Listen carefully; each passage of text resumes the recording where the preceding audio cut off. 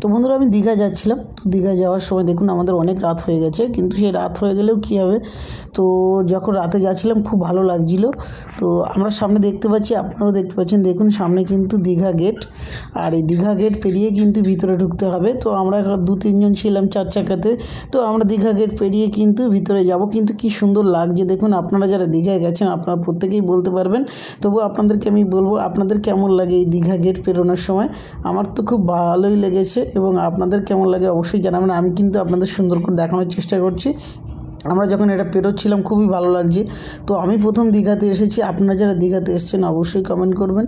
আর দীঘার ভিতরে কি করছি, কি করব, সমস্ত কিছু আপনাদেরকে তো তুলে ধরবো। বাট আমার কিন্তু খুব ভালো লাগছে এই রাতের এই নাজারাটা। আমরা কিন্তু বেশিরভাগ দেখেছি অনেক মানুষ কিন্তু তারা কিন্তু এই দীঘার যে গেটটা পেরোয় দিনের বেলা, বাট আমি কিন্তু এই রাতের বেলা পেরিয়ে কিন্তু খুবই ভালো লাগলো আমার ফিলটা। দেখুন আমরা কিন্তু দীঘার ভিতরে ঢুকে গেছি। এখানে দেখুন বিবেকানন্দের একটা স্ট্যাচু আছে।